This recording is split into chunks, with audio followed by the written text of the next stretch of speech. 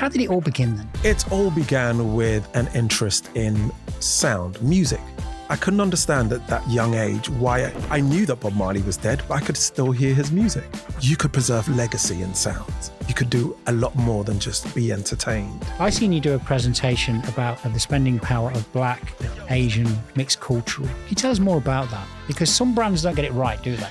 You've got to get to understand who that audience is, otherwise you're losing out on market share. There's over 300 billion available to you as a marketer to get a piece of. Wouldn't you be interested in having a more nuanced conversation about it? Of course. Yeah. And the biggest mistake that creative businesses make is being nominated back on the stage, another award, nominated for the Rose d'Or. You know, what is success? My measure of success was the awards, not the work. Every 2 years, I'd won a Radio Academy Award. And then in the 14th year, nominated and then didn't win, and really took that to heart.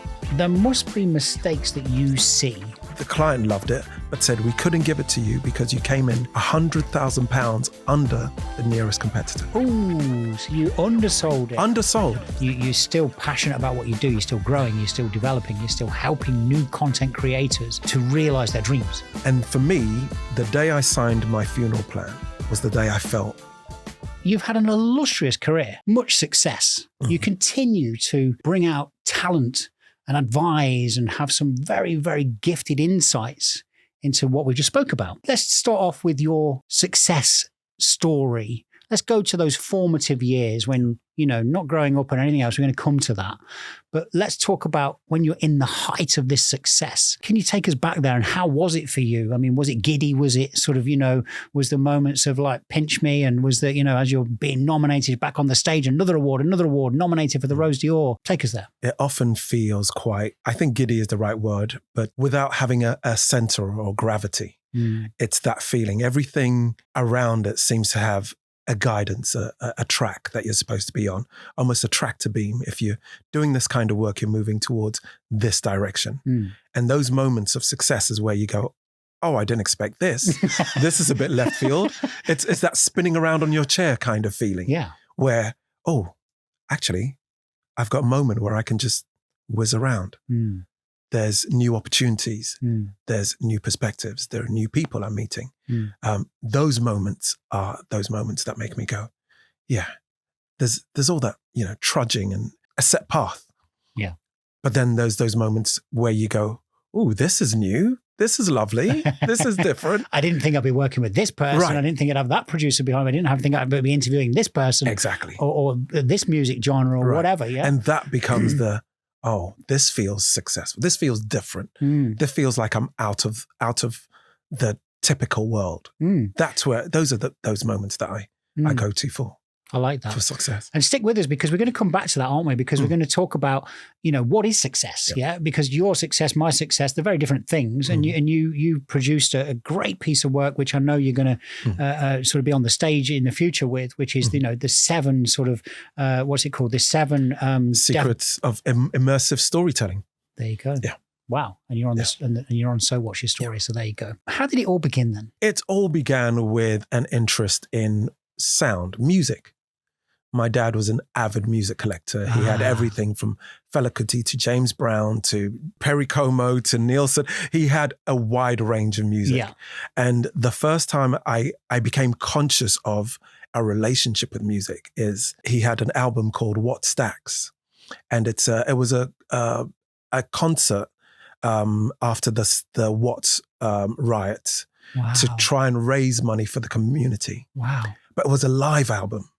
So I'm hearing voices in the background in the crowd and so on, which was different to recorded stuff. You don't get all that atmosphere. No. So I was immediately drawn in and felt like if I sat close enough to the speakers, I could be there with them. Oh, I love that. And all of a sudden, I had a different relationship with music and what it could do.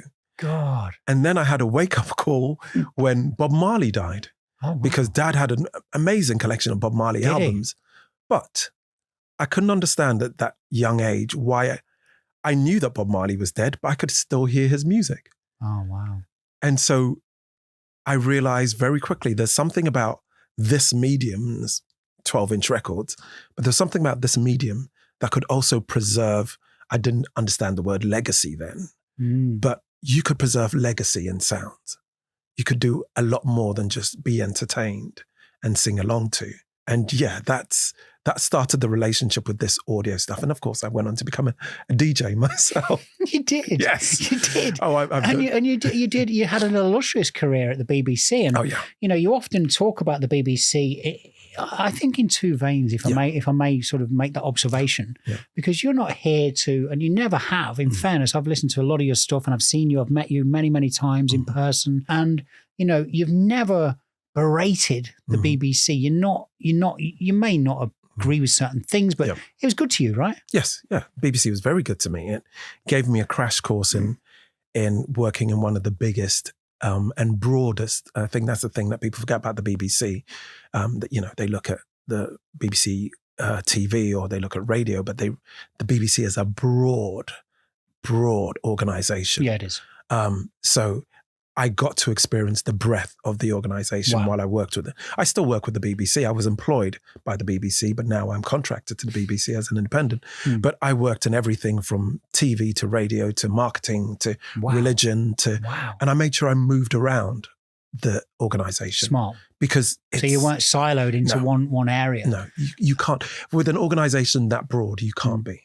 But I think that the having that breadth of output means people can have a very misunderstood perspective of the BBC, for instance. It's not just this, but your problem or your challenge or your issue might be with just this particular area of the BBC. The news, for instance. Yeah, fair comment. What they do for education is not necessarily in your periphery at the same time. So yes, part of the challenge with the BBC is always it's not a monolith. I think that's something that we're going to keep coming back to. This phrase of something not being a monolith. I see the BBC as a number of individuals who get up and go to work and make decisions based on some of the parameters they have to work with. It's hard to talk about the BBC as a problem when I know Brian works in that department and Tracy works over here as well. And it's actually understanding and untangling some of that, greatness of the BBC. Yeah. And I want to just completely segue that off with my next question, because this isn't aimed at the BBC. Yeah, of course. Okay. But back in those days, because we're going to talk about we're going to break a few barriers in this episode, about Black communities I'm glad and cultures, because I think it's really important because, again, this is not a political show. I don't have a bias myself. I love everybody and, but there's good and bad in everything. Yeah. But when you were in those earlier days, forget the BBC for a second, generally speaking, as a new guy on the block, we're talking, 15 years ago, more than that, maybe? A bit more than that. 20 years, yeah? Yeah, close to 30. Close to 30. Okay, so 30 years ago. Yeah. And, let me just shoot it out there, Bernard. Was there prejudices? And if they weren't obvious ones, were there subtle prejudices? Yeah, definitely there were prejudices. And in hindsight, you understand what those prejudices are based on. There was a norm for what media success looks like, a norm for what radio shows look like, a norm for what a sex symbol looks like, for instance. And because certain communities don't fit that norm, the definition of success is it needs to look like this, it needs to feel like this, it needs to appear like that. And certain communities don't fit that mold. So actually then you are not part of what we want to see succeed. That's what it comes down to. Yeah. And I think that's part of the thing that's driven my career since then. Because yes, if you don't understand it very quickly, you get trapped into a cycle of this industry is against me or this, and you burn out and you leave the industry and actually you lose a sense of what you bring. Because that's what's important, regardless of what the infrastructure is or the status quo is. What is it that you bring? That's why I got into doing a lot of coaching work. I want people to know what their value is in that place. Why do you show up? Why are you needed here? Even if it doesn't look like you want it to, there's a value that you bring. I like that. And it's sort of, we live in a society now where there's a lot of noise. We've moved obviously fast forward. And now the pace is so quick that we've got social media, we've got clicks and this and that, but then we've got the trolls coming in as well, haven't we? And whoa, when they get hold of you, God, they can destroy you. Yeah. But I think what you're alluding to here is know your path, know your strength. Not everybody's going to like you. Not everybody's going to like you, but just, find your tribe. Keep going, know where your Northern Star is, be authentic, be true to yourself. Yeah. You have an organization, we mentioned it, called Unedited. I love that title because this show's all about real people, real stories. We are pretty much unedited. What you're listening to, what you're watching right now, I can tell you there's been very few cuts out of this. So, that's what you're about right now. Yeah. But was that sort of part of the journey as well? Was it sort of, you just said it there. It was like, so you weren't having these prejudices against you, but you weren't letting them go, oh, no, that's it then. Yeah. No one likes me. Yeah. In terms of Unedited, and it will bring the two together, which was I was working in the BBC. I had an engineering background. I had an engineering degree, worked for an aerospace company. Did you? Yes. We used to build missiles and flight control systems. Yeah. But I left.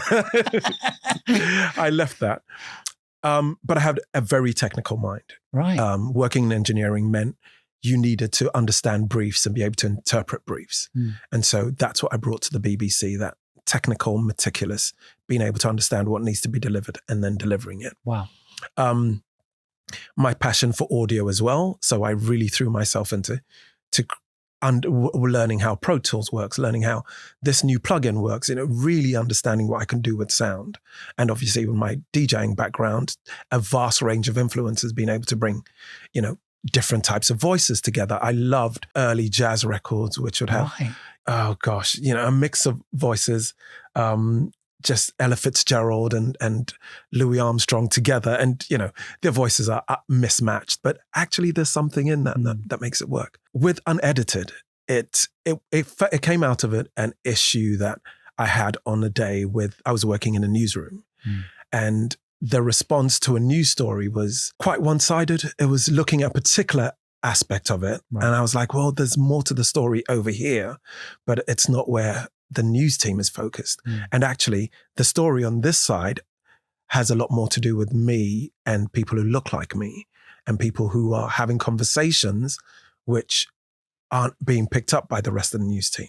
So I've got all this skill set that's helping me by then I'd got 6 Radio Academy Awards. So I'm doing all right. Yeah. I kind of know what I'm doing. What you're doing. You'd think so, wouldn't you? Those stories aren't being told. And that's what it was. It was bring that value to this audience and actually help this audience tell their stories. And that's what Unedited was about. Wow. Essentially I don't want to go through an editor who is going to kind of filter it through their worldview. Yeah.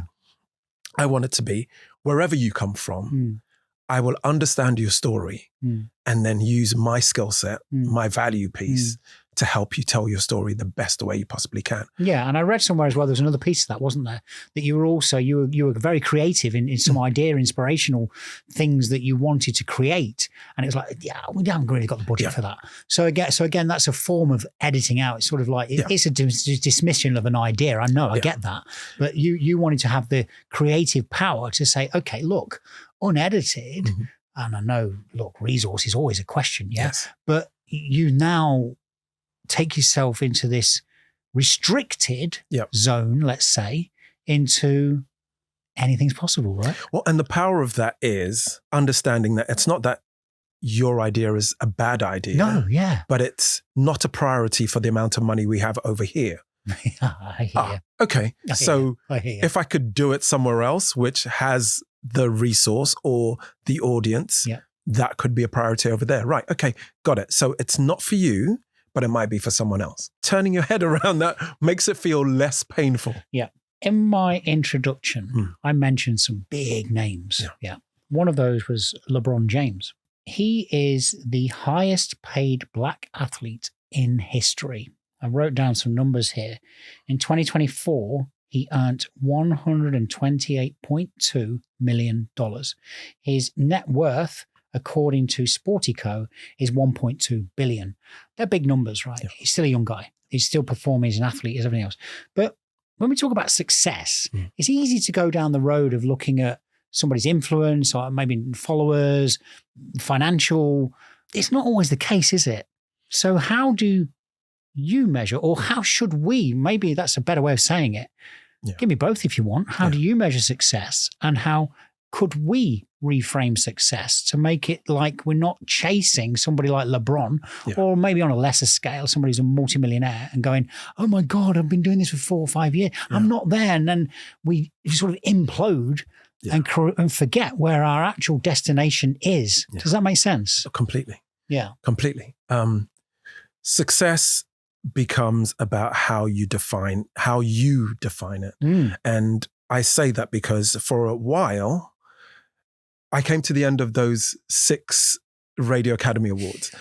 So I was looking for the 7th. This is the redefining success story. So it's actually spaced out. Every 2 years, I'd won a Radio Academy Award. Wow. And then in the 14th year, nominated and then didn't win, and really took that to heart. Almost got quite depressed about it. Did you? Because the success was that, the route to success, the definition of success, you go in, you win. Were you in the awards ceremony thinking, I got this. I've got this. I've got this. You're almost getting out your seat. It's almost an arrogance, but in your mind. I hear you. In your mind, there's bronze, silver, and gold. One of those 3 could be mine. My name's in the list. So, and didn't get anything. Ooh.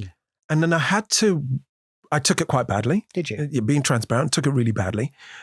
And then had to understand. Even though your talent hadn't changed. Exactly that. And you'd been nominated. Exactly that. You took it badly. Yeah. Because my measure of success was the awards. Gotcha. Not the work, the awards. And so it took a stop, which, and my mum said, well, yeah, maybe God wanted you to think about it differently. Maybe he just went, you're still doing the work. I don't have to give you an award to prove that you're still doing the work. Now what are you going to do about it? Oh. And that's what made me think differently about success. It's about, what do you set out to do? And do you achieve it? And how do you achieve it? Because I could try and measure my success by Obama standards or LeBron James's standards, but I think there's a slim chance of me being the president of the United States. Probably slimmer chance of me having a basketball career at this age. So what does it actually mean? Is it the level of influence? Well, it depends on where you are. It depends on what community you're in. It depends what, influence can't be enough. Is it, there's the one name measure. So if you go into a TV studio and someone says, do you know Bernard? If everyone turns around and goes, yes, it's him, is that the measure? Or is it something as simple as, this is what I've set out to do. I'm going to create a campaign where new ideas are shared via podcast pilots. Did you do it? Yes. Did you do it easily? Yes. Did you do it collaboratively? Yes. Then that's the measure of your success. Isn't that interesting? We can be steered down the wrong way, even in what we do here with podcasts. It's very easy to go, well, I haven't made 20,000 downloads per month. Yeah, but who's listening to your podcast? If it's an audience of 7 who are really engaged and are going to change the world based on the stories that they've heard, that's success, right? Should be. Yeah. Isn't it sort of, do you think there's a risk of a societal pressure, regardless of background, colour, creed, culture, whatever, that, it's almost like keeping up with the Joneses? Yeah, we need an easy measure. Yeah. We need an easy way to go, that one's different from that one. And if we can make it monetary, or if we can make it in terms of, one of the things that I really hate are job titles. Because people will fight about job titles and not actually do the job. They do. So it's not about the job title, but what is it that you contribute to the team? Right. Well, that's a success. Yeah. There are people in the team who probably get paid less than anyone else. I know. But if they were to leave the team, it would fall apart. Yeah. Yeah. I think there's a saying in leadership, isn't it, that if you're a good leader, that everybody in the team is an integral part of the wheel that turns. You try and make the wheel turn quicker together. That's the point. Yeah, it's not me leading, you're following, me leading, I'm pushing. It's we move together. Very important. Yeah. In my in your presentation that we touched on, that you're gonna show this again, aren't you? You know, the 7 measures of success. But I seen you do a presentation about the power of and enormity of the spending power of Black, Asian, mixed cultural. Yeah. Can you tell us more about that? Because some brands don't get it right, do they? Yes. And I think it starts with where we've positioned diversity in the industry. I think it's almost seen as an add-on, a charity, a moral position to take. Right. We're doing diversity because it's a nice thing to do. Let's, you said it's not a political show, but let's call it what it is. Yeah. We understand there are differences within different communities because of systemic things that have happened in the past. Yeah. There hasn't been equity. Some people call it anti-racism. Some people call it, whatever you call it. Let's agree that there isn't a fairness across the board. Yep. But let's also agree that unless we're able to do something really radical, the status quo will pretty much be the same. Pretty much. Because the people who are in positions are still in positions. The systems that enabled us to get to where we are pretty much still there. It's not a quick fix. The things to do with education and housing and access to opportunities, it's a big thing to look at. However, if we just take a step back and stop looking at diversity and look at the thing that we all want to win at as businessmen, as creators, we want bigger audiences. We want bigger profits on the bottom line. We want better monetization.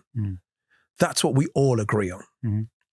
So let's look at where the different communities that we serve are. And the biggest mistake that I think creative businesses make is we want to appeal to a more diverse audience. So we're going to use a diverse host. Might get you somewhere, might not. I hear you. My parents were the avid TV, they probably watch somewhere in the region. The TV's always on in the houses, probably about 14 hours of TV a day. Mum's favorite programs, Call the Midwife, EastEnders. Dad watches reruns of Benny Hill on YouTube and James Bond. Not necessarily great example of Black leading characters. So let's call it what it is. If we're going to appeal to an audience, let's find out the way to talk to the audience. We don't necessarily have to change the product, but we need to change the way the product speaks to the audience. And that's what the podcast show session was. We had 2 bits of research, which didn't fit. There's a phrase called NatRep, which is the national representation. Often when you do surveys, it's if there are 15% of a particular demographic, then your survey should represent 15%. However, you actually want to go deeper into that 15%. So actually you want a bigger sample size to get more insights. And that's what these 2 bits of research done. So one was done by Backlight, and they did the Black Pound report. And that looks at the spending power of the Black community in the UK. And the other was by NerdLab, and it looked at the relationship Black communities have with content. Wow. So by matching those 2 together, you get, if you can get your content right, speaking right to this community, this is how much money they will spend with you. And this community also buys orange juice, also pays electricity bills, also buys baby food, also buy electric cars. It's not a Black product that they're going to buy. And that was the understanding I wanted to bring together, which is, we all have, if you're monetizing a podcast, you have some kind of ad mechanism to power your monetization. Well, how do you get the best out of a growing proportion? The mixed other category on the last sentence was the fastest growing. So whether you like it or not, whether you agree with it or not, there is a section of the community which is blended and growing. You've got to get to understand who that audience is. Otherwise, you're losing out on market share. And that's the kind of conversation that I wanted people to really understand. I get the diversity, almost do-gooder aesthetic. I understand that. But there are hardcore bottom lines that we need to deal with. And if there is, across, cut in different ways, if there's over 300 billion available to you as a marketer to get a piece of, wouldn't you be interested in having a more nuanced conversation about it? Of course. Yeah. Of course. It's a huge subject, and we could drill down on a whole other episode just about that. But thank you for sharing that. I want to talk to you about, coming off the back of that, about Unedited. Because what does it stand for you? You spoke about this challenge that you had with,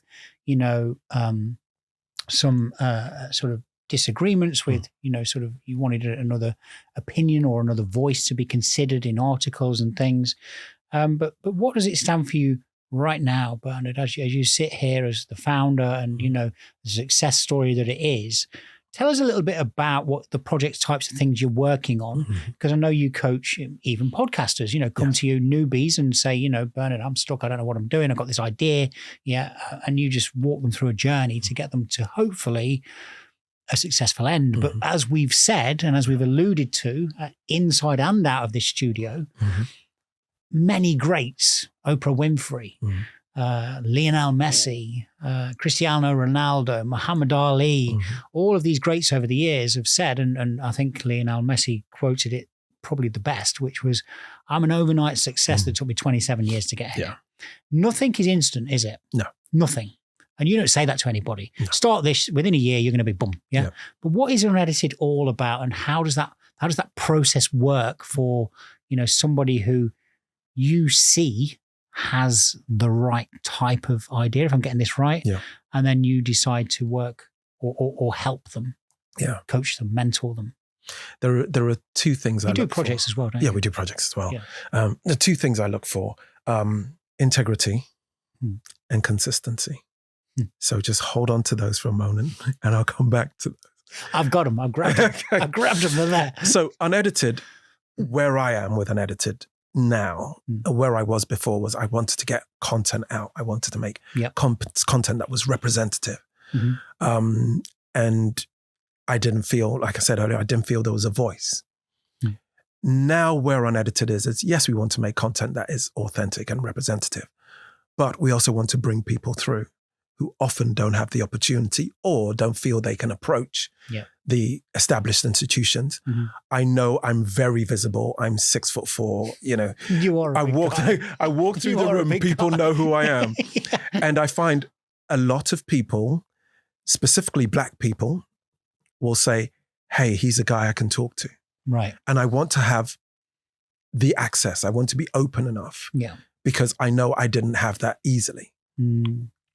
So I want to have that access to say, if you're willing to bring your consistency and your integrity to this, I can help you get to the next step of where you want to go to. Wow. I will do an open pitch. I would love to have enough money to be able to give someone a bursary to set up their own company and so on. Yeah, yeah. I don't. So in the space almost like that a Dragon's Den type thing, So I use what I can to help people, offer people opportunities and jobs, bring people on projects just so they can get experience. The amount of equipment I've literally given away, someone needs a microphone, I'll send something to them. It's just making sure that they have their opportunity. I used to say, I don't need to get up out of my seat for you to have your seat at the table, but it just felt a little bit too, so let's leave that. But the point is, I'm not in competition I don't see myself in competition with anyone. Wow. Let's all work together and get there. I'm on a rung, you're on a rung. We're all on the ladder. Let's get there together. Isn't that such a reversal from listening to you? I'm going to bring you back to it. From that award, meaning success to you. I didn't get the award. And in your own words, you sort of imploded a bit. Now you're so comfortable with who you are, your skill set, what you bring to the table, that you don't see it as like taking food from you almost, do you? No, of course not. And if I hadn't had that kind of breakdown, if I hadn't had that, I don't think I ever would have. I think you do have to hit rock bottom, whatever that is for you, to be able to get up. Because so many guests say this on this show. You can get very comfortable in your pursuit of something. And it's until it really gets rocked that you think, oh, what is this really about? It's so true, isn't it? So true. I mean, and God, let's just say that we're not, Bernard and I don't wish you bad. We don't want things to go wrong for you. But, just to put sort of my own sort of perspective on that, I think when you're under pressure and it's a healthy pressure, or it's a circumstance that there is no other way to go, you got to fight to come back. Yes. That sometimes can be really healthy and powerful for us when we've got through it and we reflect back. When we're in the eye of the storm, sometimes we're like, oh my God, this is the end of the world. But if you can just keep going, and what I love about what you said is you're offering almost an outreached hand to say, I'm here. Yeah. I'm here, brother. I'm going to help you. I'm not going to give it to you. Yeah. I'm not going to do it for you, but I'll help you. Yeah. And that's amazing. That must really enrich your life, I'm guessing. So is that your definition of success now? Yes, it is. But there is a transaction in it. Of course. There is a transaction. And this is why we come back to consistency and integrity. Because you've got to want it too. Yeah. You've got to show up. You've got to deliver. And you've got to be about what you say you're about. We were talking about success earlier on and different people's definition of success and stages of success. However, integrity is really important, because you could carry the accolade of success. But if people look at you sideways, head cocked to the side a bit, squinting a bit and think, I'm not sure he or she is what they say they are, then that measure of success actually doesn't mean anything. There are people who have big positions who we really don't think much of. Because we know that they don't have the integrity. There's a big court case going through in New York at the moment. We're probably one of the biggest music moguls, and we're kind of going, does it really matter? So integrity is important. And consistency, showing up, is just, there is no overnight success. So if you really want it, you've got to be prepared to keep doing. I went through a period as well. It was actually soon after the crashing with the awards thing, doing pretty much every single self-improvement course you could. I went on weekends, I did courses, I did, believe it or not, I even paid to see Donald Trump speak at the Excel, because I thought I'd get something out of it. Yeah, I did go out. One of the things that really stuck with me was, that knowledge isn't the same as application. And the example that they used, that wasn't Donald Trump, but the example that they used was, if I was to give you £1,000 right now to tell me everything I need to do to get a six-pack, you'd probably fill a book. You'd have food I need to eat, regular exercises, targeting specific muscles, £1,000 for that knowledge. And if I lifted up your shirt, would I see a six-pack? Because you haven't done the work. You've got the knowledge, but you haven't got the work. And that's where the consistency comes in. So it's easy to create a space where people find attractive and go, yeah, we want to be part of that. Are you willing to show up how you're supposed to show up, when you're supposed to show up? Be accountable, be transparent, be vulnerable in pursuit of what you need, what you say you want. Well, no, not really. Well, thank you very much. That's not something that I want to work with, because I know what it's taken to get here. However, if you're willing to do the work, humility, dedication, consistency, authenticity. You have worked with many newcomers, and there must be mistakes that you see over the years, common threads, maybe even. You've just spoken there about showing up, being consistent, putting the graft in, making, believing in yourself, but also keep driving forward. Yeah. But is there mistakes that you see newcomers make? For example, right? They may be just on the verge of something. They might need an agent. They might be signing an agreement. Yeah. Let's drill on those two areas if we can. Is that all right? Yeah. So, they've come to you, or somebody else. They've worked with somebody, they're doing well. They've done all of the steps that we've spoken about, that you've just, advised. And they're now on the next tipping stage. What would your advice be to somebody at that tipping stage, cautionary, but also positively? Have frank conversations about money. I think the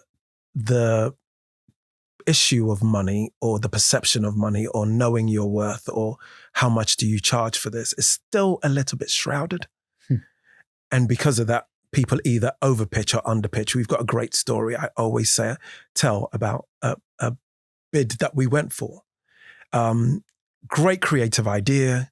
They loved it. The client loved it, but said, we couldn't give it to you because you came in £100,000 under the nearest competitor. Oh, so you undersold it. Undersold. Because this is one that people don't talk about. Go for it. So the reason why we undersold, firstly, mindset, right? We really want to get this work. We're desperate for it. So we're going to do whatever we can to get it. So we've looked at what it takes to do this. We're going to have to be recording in Manchester. Well, I've got a sister in Manchester, so I don't need to put hotels down for that. Right? So all of a sudden, you start making assumptions, which someone who is, this is what it's going to cost. We're going to have a crew of 4 people. They're all going to need hotel rooms. And then you put that budget to the client, and the client goes, well, okay, we can afford X. Then you start negotiating there. What we've done is, and this is one of our early mistakes, and I have no problem talking about it because I think we've got to learn from it. What we've done is we've had that conversation right up front with no one else but ourselves and gone, yeah, we might get it if we charge this much. And they were right, because if they'd given us the project, we wouldn't have been able to handle it. We wouldn't have been able to handle it. We would have imploded. Right. Because they knew how much it cost. They knew what it was worth in the industry. They had an idea of the quality of work that they expected and how much money it needs. And that's one of the reasons why I say we have to have frank, open conversations about knowing your worth. Not overselling, but also not underselling. But also knowing from, you mentioned there, we shared it amongst ourselves. Also, if working with yourself, Bernard, to say, look, I'm going to do it. What do you think? Yeah. And you could look at it easily and go, you're kidding me. Yeah, exactly. You're way undersold there. Yeah. So getting advice from somebody who's, it comes back to this point that I made recently on another podcast of mine, which was my guest said, actually, if you want to, what did she say? If you want to know how to fix a leak in your house, don't ask the electrician.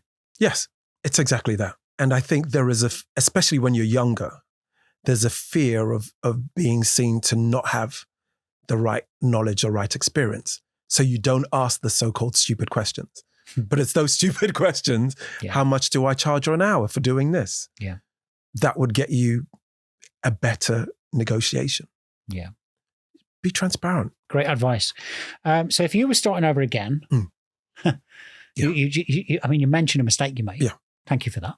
Yeah. It's and we do learn from our mistakes, because the next time I can imagine you didn't make it again. Yeah. No, not at all. Right. So if you were starting over again, would you approach things differently? I think I would start understanding that it is a business. It's a creative business, but it's also a business. I think a lot of startups learn the hard way when there really is there is no reason why you should have. People have been in business for centuries. Yeah. There are systems in place, understanding accounting, bookkeeping, taxation, insurance. Yeah. There are whole industries that can help you with that. Sometimes on spec, sometimes pro bono. There's lots of resources. Yeah. You shouldn't have to struggle with the mechanics of running a business. Now, the mechanics of creating a compelling podcast, that's your problem. That's something that you have to look after. Yeah. But in terms of the day-to-days of running a business, having a PA so you don't burn out, really worth the investment. Yeah. So it's worth doing. If I was to start again, the first thing I would do is have a team who understand all the admin. Yeah, that was going to be my next question, actually. The team around you. As crazy as it sounds, let's think about some of these big names we've mentioned, particularly the sports people. Yeah. Every single one of them has got a coach. Yes. Every single one of them has got a team. Yeah. When they're at a certain level, when they're up in the stratospheres of success, they've got a bigger team because they're not just advising them on how to perform their craft. They're advising them on business opportunities. They're advising them on business opportunities to walk away from because they don't align with them. They're advising them on their finances. They're advising them on their nutrition. Bump. Yeah. So, and you just mentioned it there.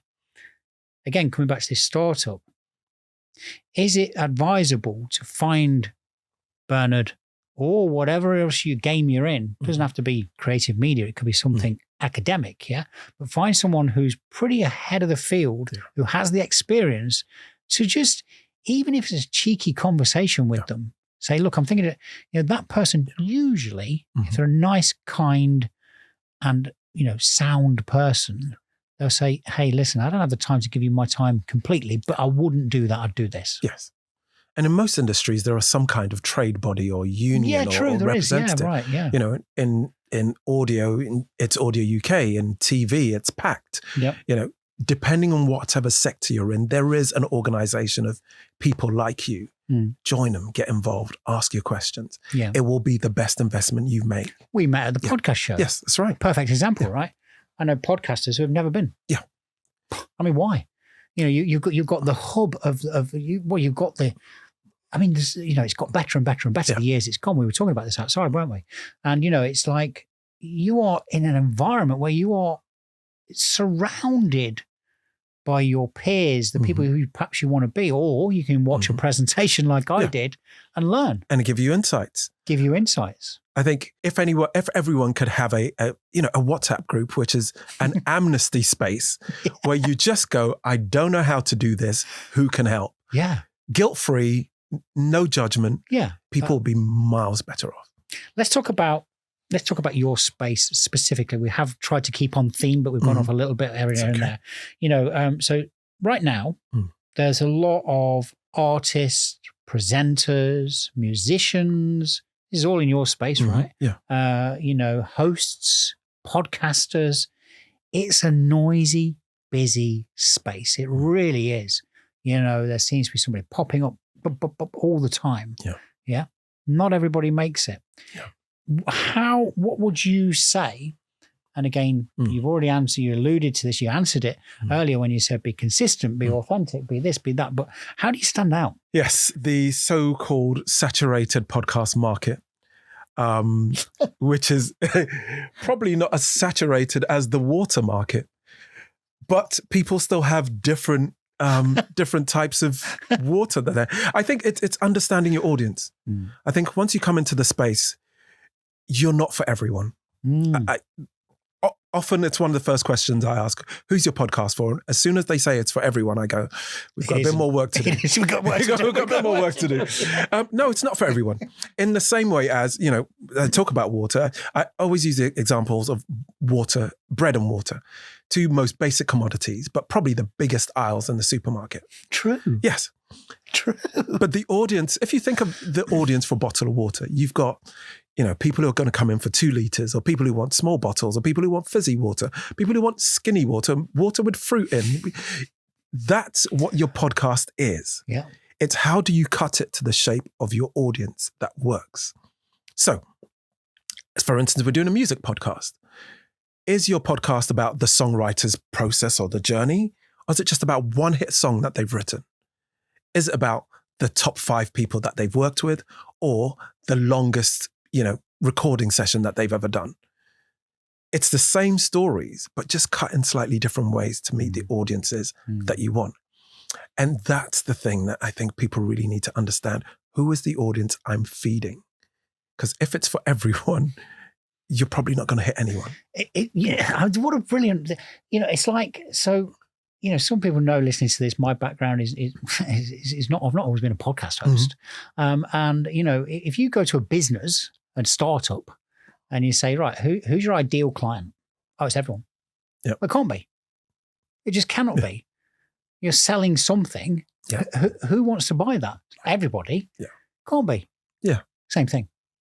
Ugg boots are a great product. I don't own a pair of Ugg boots, so they're not for me. But there are... I thought you were going to say that. I honestly thought you were going to say that you got a pair. Not for me. No. But there are millions of people, according to their sales, who have them. So what is it that they do that doesn't appeal to me? Hey, and listen, before you start suing us, we love Ugg boots, but there's plenty of other brands and choices. Yeah, we're not saying they're a bad thing. But there is something about it that I haven't connected with. So maybe it's the way they... Yeah, don't worry, you're not insulting me, by the way. I don't own a pair. Do you have a pair? Yeah, I've got some, I'm just going to check. Oh, actually, pan down. No, I'm joking. But it's that. It's don't assume it's for everybody. Yeah. Because you can't sell for everybody. Baby food isn't for everybody. Yeah, you know? I mean, why? Why would you say it's for everyone? But Bermuda shorts aren't for everybody. You know, no. It's not. Marmite's not for everybody. Right. Yeah. So who is it for? Who is it really for? Right. If it was a 20 capacity room, who would you really want in that room? So find your tribe, Think about who's your audience. So is there three qualities that you look for? Because I mean, you said you're a kind guy, you want to give, you know, you've got an abundance of experience and contacts and knowledge and but you can't help everybody, Bernard, can you? No, you can't. You know, so is there qualities that you look for? Is there three qualities that you would say they're my must-haves? The rest, if they're givens, they're givens. If I can work on them, if I can help the person, if I can nurture them, develop them, train them, blah, blah, blah, But is there three or one? Yeah, well, we've done two of them already, Yeah, which is the integrity and consistency. And I just need you to also be curious. I just need you to want to learn. You don't know everything. You might have a great idea, but you genuinely don't know everything. None of us do. You're not exactly that. So just have the humility to say, well, I'm coming in with this. I'm going to learn that. And let's go on the journey together. I find I love when creative people come into a space and say, I'm starting with a podcast, and I meet them 5 years down the line and go, oh yeah, I put the podcast aside, but now I'm writing a book because I've opened myself up to the creative process. And now I realize that being an author is actually the kind of stories I want to tell. Or I came in as a songwriter and now I'm writing theater plays. You know, that's the curiosity. That's allowing yourself to be open to this creative thing that we do. Because it is a job. It is something that you have to work at. Yeah. It's not just magic. You know, there's a sense that creative people are born and they just, you know, there's a halo around their head and they're floating in the air. It's a craft. So are you ready to do the work? And are you ready to learn? Isn't that interesting? Because I interviewed recently Linda Plant from The Apprentice. She's known as the Queen of Mean. She takes the final candidates and she drills them. She's actually quite ruthless. She isn't like that in reality. She's a lovely, kind person. But you know, one of the questions I asked her is are entrepreneurs born? Well, kind of, but it's three traits that she looks for, and you can listen to that episode. Nice little hook there, but you can listen to that episode and find out what they are, but they're not too dissimilar from what you look for in creative. One of them, for example, is integrity. You know, so I mean, it's like that's really powerful, man. That's really powerful because I mean, it's like you can't. None of us know everything. No. You know, Otherwise, we wouldn't need each other. No, I try and learn something new every day. As simple as that sounds, it can just be a word. Okay, so what's next for you then? Because you know you're doing what you're doing now. Business is going well. You're in demand. You do a lot of keynote. You know, you're here, there, you're everywhere. You're a known figure, like you say. When Bernard walks in the room, a lot of people know you. You know, you're hard to miss. You're a big guy, but a lot of people know you because of your experience and your accolades and everything else. And I make the most of it. I'll wear a bright jacket to make sure. No, you do, man. You do. You're always sharp. In case you miss me. You're always sharp. You know, it's like, you know, it's, he's the guy in the pink suit. There you go. That's him. Bernard, the guy there, look. So what's next for you? I mean, what are you working on right now? What do you... And I guess, you know, that leads into another question, which is, what are you hoping to achieve? And maybe leave the legacy behind. What, you know, so a couple of questions. What are you on now, and what are you hoping to achieve? and perhaps influence change in the future if that's one of your... So what we're working on now, and I say we because I pull everyone in Unedited into it. I came back from LA 3 years ago with a very crazy idea called pilot season. And the sense of pilot season was this. We really struggled to get our ideas across the line with commissioners. So, the BBC will put out a commissioning brief and they will receive somewhere in the region of 4,000 applications and they'll only be able to commission 400. So what happens to the other 90%? So pilot season was a way of just elevating our ideas by producing a pilot version and then sharing it. The idea was it kind of didn't work. And I'll come back to that because I'm very open about learning from things and just reshaping. So the idea was pilot season number 1, we'll release these 5 original pilots. All the commissioners will fall off their chair and go, we want them. And it didn't happen that way because that's not how commissioning works. They put out a brief and so on and so forth. What I did learn from the first year of pilot season was it was the creators, the other production companies who said, that's a brilliant idea. Wow. Why didn't we think of it? We've got all these ideas that are just sitting on our shelves. Nothing happens to them. They don't get aired. Ooh. So the second year of pilot season wasn't about Unedited alone. So the first year was just us and our ideas. Second year was, let's collaborate with others. If they've got the same problems, let's work with Reduced Listening. Let's work with Breaking Atoms and let's work with Kingtown and pull these ideas together. So again, limited ourselves to 5 original pilots. Wow. And again, more people wanted to get involved. Now, we're at that stage where we know the mechanic works, but why are we doing this? And I'm really trying to create a new revenue stream for audio. So the buyers don't have to be commissioners like Spotify's or the BBC's or the Audibles and so on. It might be brands. God, and there is a showcase now where brands can say, hey, we've got some money we want to put towards the audience that are into this particular project that you've got. So we've got a project which is called Dead Ting, which is a horror comedy about 2 18-year-old boys who fall in love with a demon. Anyway, but there might be someone who wants to partner with young audiences who are interested in mystery and that kind of stuff. Right. We've got interview formats about music. So there might be a brand that wants to, associate themselves with heritage DJs. And so that's where we're looking at with pilot season, which is, can we continue to create a platform that showcases ideas and attracts funding from unusual sources? I love that. But again, a perfect example of you came back from LA, you got this, we're going to do this. Off we go. Oh dear. Yeah. You didn't just go, oh, well, never mind. you pivoted. Yeah. And you said, okay, so what's working, what's not working? Yeah. And then you have this agile, which comes back to your creative mind, you're this, you're that, but also this, I'm going to say, your determination. Yeah. You knew you'd got something, you just didn't know how it would work yet. And now you've molded that, and now it has. Yeah. So it's the same thing, really, but it's just been reshaped. Yeah. And my favorite part, the favorite thing that comes out of pilot season every year is the new creatives that they get to visualize, they get to see, they get to create something that they hadn't expected before. We just came back from the Sheffield Doc Fest, and one of our pilot season projects was pitched at the Wicker Awards and won. And it's an incredible story about a local, there's always that oddball character in any community. It's the lady who sits on the bench and feeds the pigeons.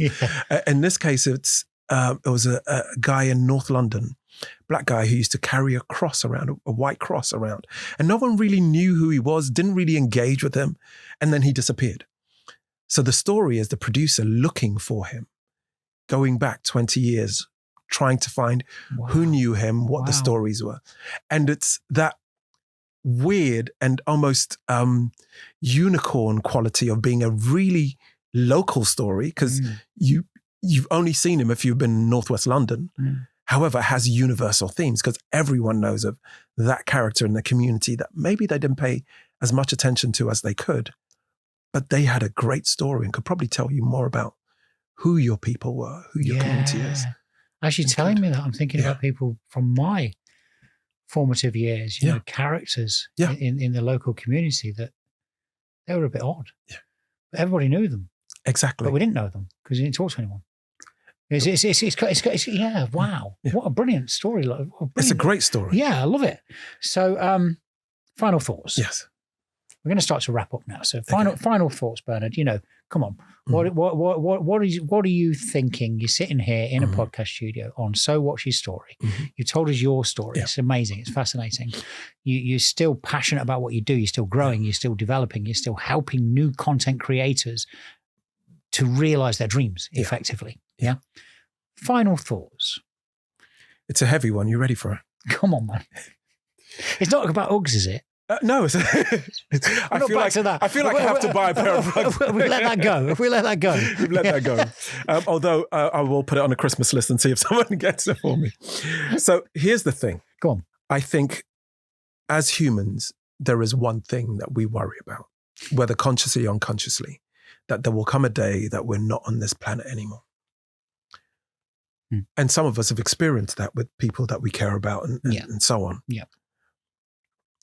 I think we have to accept that at some point we won't be here. Take a day out, prepare for it. Sort out your will. I've had a funeral plan done, which you pay for your funeral, you pay it off in installments and so on. And it takes that worry away. It just says, a day will come. No one gets out alive. A day will come. It's not being morbid. It's just facing the fact. Parked it, dealt with it, done. How am I going to live my life now? And for me, the day I signed my funeral plan was the day I felt really liberated. Didn't feel a limitation. I've done my, these are my possessions. I've done my will. If something happens to me, that goes to that person, that goes to that person. And if I have any money in the bank, it goes to X. It's taken care of. Now I feel I can live my life. I really felt liberated. That there wasn't a timer on it. There wasn't that stress of I have to get it out before X and I don't know when X is. Just throw myself into it. It could happen, it couldn't happen. But I'm doing it and I'm loving it.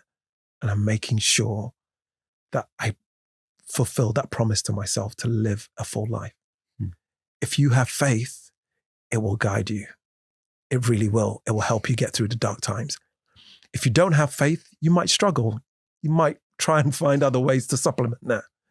But honestly, you've got to believe that you were put on this planet for a reason in this particular time. So don't leave it without getting it all out of you, whatever it is. If you're a writer, write. If you go into the office every day as an accountant and you feel you shouldn't be there, find a way of finding out what it is that you need to do, where you need to be. If you've always wanted to be a chef, start cooking for your friends once a month and see where it goes. Just get it out of you. You have to get it out of you, because the day the doors shut and the lights get switched off, it's game over. Get it out now. Thank you, Bernard. It's been a real pleasure being here today. It's taken us a while, hasn't it? It has. Almost 4 years to get to this chair. Almost 4 years to get to this chair.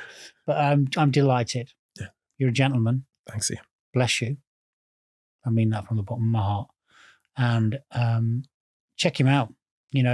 Find Bernard. We're going to put in the footnotes there how you can find Bernard. He is one hell of a guy with a very beautiful soul. Thank you, thank you, thank you. Appreciate it.